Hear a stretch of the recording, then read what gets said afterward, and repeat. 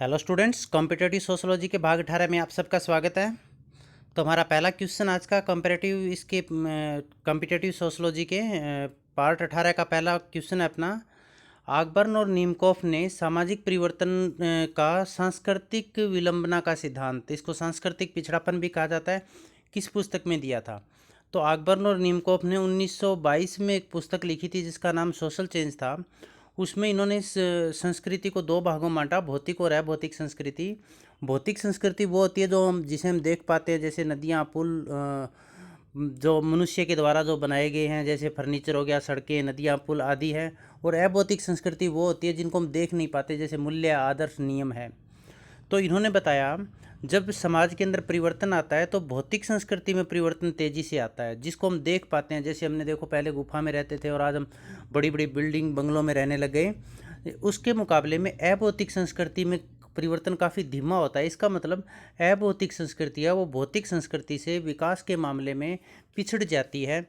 और इसे ही अकबर और नीमकोफ ने सांस्कृतिक विलंबना या सांस्कृतिक आलंबन या सांस्कृतिक पिछड़ापन कहा। मतलब इसमें कौन सी संस्कृति पिछड़ती है?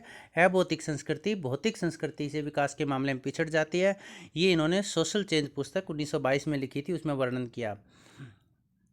इसके बाद अगला क्वेश्चन है, मैक्स वेबर ने किस धर्म में पूंजीवाद को बढ़ावा देने वाला माना है? तो इन्होंने प्रोटेस्टेंट धर्म है। इन्होंने बताया कि प्रोटेस्टेंट धर्म एक ऐसा धर्म है जिसके अंदर पूंजीवाद को बढ़ावा देने वाले, कैपिटलिज्म को बढ़ावा देने वाले तत्व मौजूद है। इसके बाद अगला क्वेश्चन देखिएगा, सामाजिक गतिशीलता की अवधारणा के जनक कौन है, या सामाजिक गतिशीलता का सबसे पहले प्रयोग किसने किया था? तो इसका प्रयोग P.A. सोरोकिन ने किया था। उन्होंने पुस्तक लिखी थी सोशल एंड कल्चरल मोबिलिटी 1927 में। इस पुस्तक में उन्होंने सामाजिक गतिशीलता का प्रयोग किया था। सामाजिक गतिशीलता का मतलब क्या होता है? व्यक्ति के पद में, उसकी स्थिति में आने वाला परिवर्तन है वो सामाजिक गतिशीलता कहलाता है। सामाजिक गतिशीलता का मतलब समाज के अंदर उसकी स्थिति में क्या परिवर्तन आ रहा है। इसके बाद अगला क्वेश्चन है अपना, ब्राह्मणीकरण अवधारणा का सर्वप्रथम प्रयोग किसने किया? या क्वेश्चन ऐसी भी आ सकता है, ब्राह्मणीकरण अवधारणा के जनक कौन है? तो M.N. श्रीनिवासन है। उन्होंने 1949 में ब्राह्मणीकरण शब्द का सर्वप्रथम प्रयोग किया था। संस्कृतिकरण की अवधारणा के जनक M.N. श्रीनिवासन है।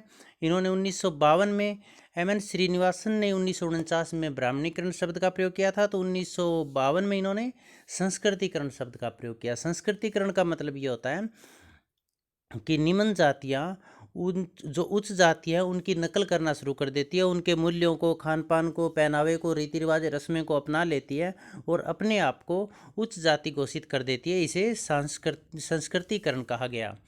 जाति एक बंद समुदाय है, ये किसने कही? इंपॉर्टेंट है ये भी काफ़ी। तो बंद समुदाय है, ये किसने कहा था?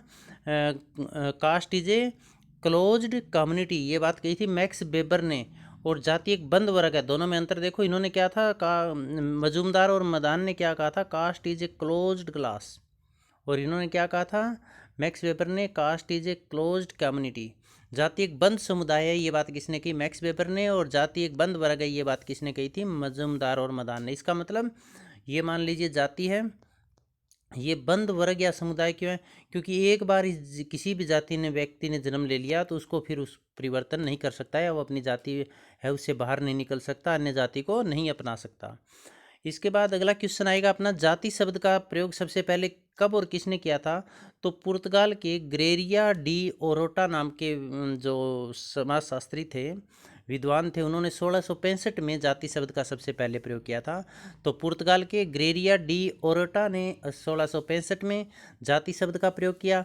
जाति शब्द अंग्रेजी भाषा के कास्ट CASTE के और पुर्तगाली भाषा के CASTA कास्टा से बना है। यदि कास्टा पूछ ले किस भाषा का शब्द है तो कौन सी भाषा का शब्द है? पुर्तगाली भाषा का शब्द है। आगे क्वेश्चन है अगला, सोशियोलॉजी एंड फिलोसफी पुस्तक के लेखक कौन है? तो इस पुस्तक के लेखक इमाइल दुर्खिम है, सोशियोलॉजी एंड फिलोसफी।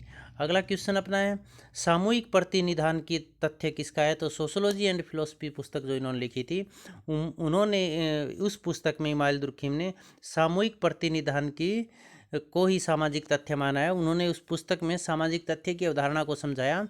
तो सामाजिक तथ्य की अवधारणा किसके? इमाइल दुर्खिम के। एक क्वेश्चन भी पूछा जा सकता है।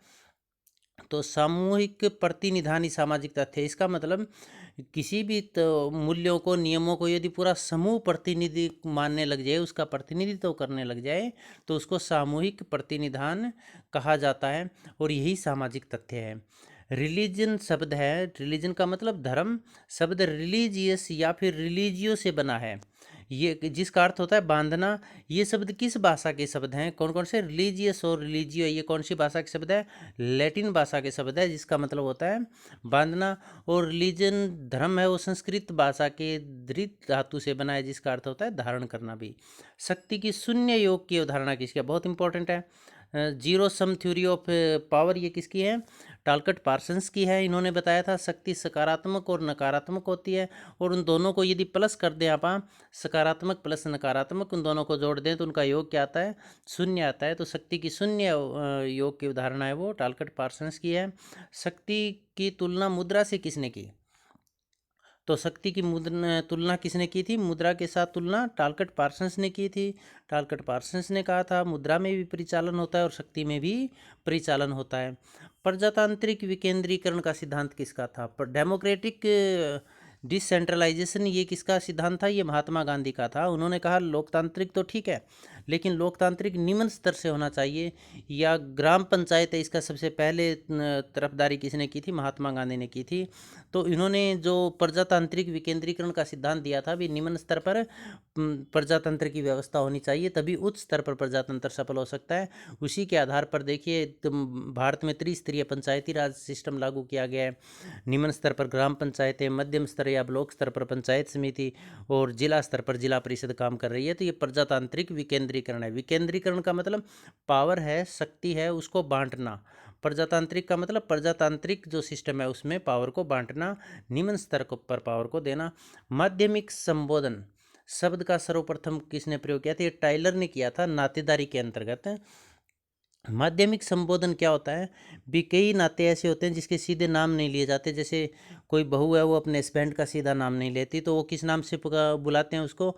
जब हस्बैंड को बुलाना और कोई पास में ना हो, जैसे नहीं कहा जाता धोलू के पापा, तो धोलू के पापा इसका मतलब हो गया मीडियम किसको बना लिया? धोलू। हो सकता है वो काल्पनिक नाम हो, या पप्पू के पापा, इस तरह से भी कहा जा सकता है। तो इसका मतलब जब हम किसी नातेदार को सीधा न बुलाकर बीच में किसी माध्यम के द्वारा बुलाते हैं, तो उसको माध्यमिक संबोधन कहते हैं, और इसका प्रयोग सबसे पहले टाइलर ने किया था। दाएं भाग संयुक्त परिवार की अवधारणा के जनक कौन है? तो इस अवधारणा के जनक जिमुत माहन है। दाएं भाग का मतलब क्या होता है? जो उत्तराधिकारी है, जो परिवार के अंदर संपत्ति के हिस्सेदार होगा, वो संपत्ति कब मिलेगी उस व्यक्ति को, उसके पुत्र को संपत्ति कब मिलेगी? वो उस पिता की मृत्यु के बाद ही उसकी संपत्ति का अधिकारी हो सकता है, पहले वो संपत्ति से दावा नहीं कर सकता। तो दाएं भाग संयुक्त परिवार के जनक है वो विज्ञान जिमुत महान थे। और मिताक्षरा संयुक्त परिवार के जनक कौन थे? इसके विज्ञानेश्वर महाराज थे। या विज्ञानेश्वर महाराज ने कौन सी संयुक्त परिवार अवधारणा का प्रतिपादन किया? तो मिताक्षरा। अब याद कैसे रखेंगे? देखो इसमें भी स है और इसमें भी स है, मिताक्षरा विज्ञानेश्वर, क्योंकि ये दोनों एग्जाम में यदि पूछ लिए जाए तो कंफ्यूज हो जाते हैं भी दाएं भाग के जनक कौन है और विज्ञानेश्वर के जनक कौन से। तो विज्ञानेश्वर, मिताक्षरा, क्षय और शय से ध्यान रखना इन दोनों को। दाएं भाग में दाएं का मतलब दाग से लगा सकते हैं हम, ये अंतिम संस्कार से लगा सकते हैं, मतलब उत्तराधिकारी व्यक्ति जो पुत्र है उसको संपत्ति का उत्तराधिकारी कब माना जाएगा? पिता की मृत्यु के पश्चात। विज्ञान और मिताक्षरा में बच्चा जन्म लेते ही संपत्ति का अधिकारी बन जाता है। इसके बाद मातृसत्तात्मक सिद्धांत है, उसके जनक कौन है? तो मातृसत्तात्मक सिद्धांत के जनक ब्रीफाल्ट है। उन्होंने एक पुस्तक लिखी थी द मदर्स, क्वेश्चन ये भी आ सकता है द मदर्स पुस्तक किसकी है? तो ब्रीफाल्ट की है। मातृसत्तात्मक का मतलब परिवार में सत्ता है, निर्णय लेने की शक्ति है वो माता के पास है, महिला के पास है। इसी तरह से पितृसत्तात्मक परिवार के सिद्धांत के जनक कौन है? तो पितृसत्तात्मक से जो सिद्धांत है उसके जनक सर हेनरी मैन है। इस पितृसत्तात्मक का मतलब परिवार के अंदर सत्ता है वो पिता के हाथ में होगी। भारत में ज़्यादातर जो परिवार है उनमें पितृसत्तात्मक परिवार ही पाए जाते हैं। एक क्वेश्चन आपको कमेंट बॉक्स में लिखकर डालना है। सोशोलॉजी एंड फिलोसफी पुस्तक है, उसके लेखक कौन है? तो आप सबका बहुत बहुत धन्यवाद।